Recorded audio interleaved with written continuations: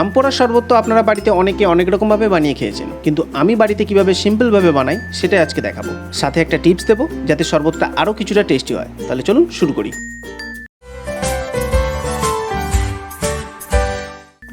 নিয়ে নিয়েছি 3টে মিডিয়াম সাইজের কাঁচা আম।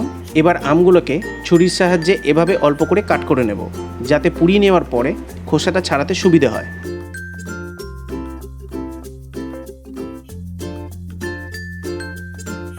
এবার আমটা পোড়ানোর জন্য বার্নারের উপরে এরকম একটা তারের জালি নিয়ে নিয়েছি, এর উপরে আমগুলো দিয়ে দেব।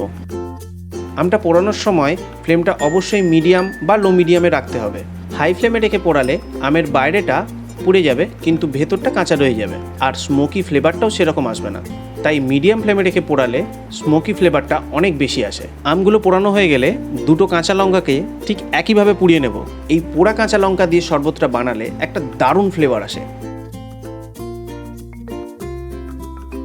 এবার পোড়ানো আমগুলো একটা বাটির মধ্যে নিয়ে দিয়ে দিচ্ছি ঠান্ডা জল। জলটা দিয়ে মাত্র 5 মিনিটের জন্য রেখে দেবো, যাতে আমগুলো কিছুটা ঠান্ডা হয়ে যায়। ঠান্ডা জল ব্যবহার করলে আমের খোসাগুলো খুব ইজিলি ছেড়ে যায়।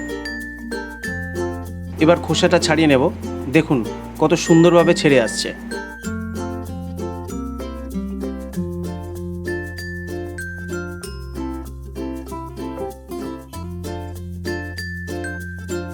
এবার এরকম একটা গ্রেটারের সাহায্য নিয়ে আমের পাল্পটা বার করে নেব।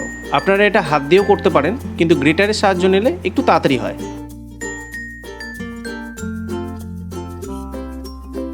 পাল্পটা খুব ভালোভাবে বের করে নিয়ে একটা গ্রাইন্ডিং জারে নিয়ে নিয়েছি। এর সাথে অ্যাড করছি পুড়িয়ে নেওয়া 2টো কাঁচা লঙ্কা, সাথে 1 টেবিল চামচ হিমালয়ান সল্ট, 2 টেবিল চামচ চিনি এবং নুনটা আপনাদের স্বাদ মতো দিতে পারেন। আর সাথে দিচ্ছি 1 টেবিল চামচ ভাজা জিরের গুঁড়ো। সামান্য জল নিয়ে একটা স্মুথ পেস্ট বানিয়ে নেব। দেখুন আম পোড়া কনসেন্ট্রেট একদম রেডি হয়ে গেছে। এটাকে এরকম গ্লাস কন্টেনারের মধ্যে রেখে রেফ্রিজারেটরে 15 দিন ব্যবহার করতে পারেন। এবার 2টো গ্লাসেতে নিয়ে নিচ্ছি 8-10টার মতো আইস কিউব, সাথে অ্যাড করব 3 থেকে 4 টেবিল চামচ আম পোড়া কনসেন্ট্রেট। পরিমাণ মতো জল নিয়ে ভালোভাবে মিশিয়ে নিলেই রেডি হয়ে গেল আজকের রেসিপি আম পোড়ার শরবত। আমার চ্যানেলে আম পান্না শরবতের রেসিপিটাও দেওয়া আছে। যদি আপনি এখনও ভিডিওটা না দেখে থাকেন তাহলে আই বাটনে ক্লিক করে দেখে নিতে পারেন। আজকের রেসিপিটা কেমন লাগলো কমেন্ট করে অবশ্যই জানাবেন। আর ভিডিওটা ভালো লাগলে লাইক এবং বন্ধুদের সাথে অবশ্যই শেয়ার করবেন। এরকম মজার মজার রেসিপি পেতে হলে আমার চ্যানেলটা অবশ্যই সাবস্ক্রাইব করার অনুরোধ রইল, এবং পাশে থাকা বেল বাটনটি অবশ্যই ক্লিক করবেন, যাতে আমার সমস্ত ভিডিও সবার আগে আপনার কাছে পৌঁছে যেতে পারে। আজকের জন্য এটুকুই। দেখা হচ্ছে পরবর্তী কোনো ভিডিওতে নতুন কোনো মজাদার রেসিপি নিয়ে। ভালো থাকবেন, সুস্থ থাকবেন। ধন্যবাদ।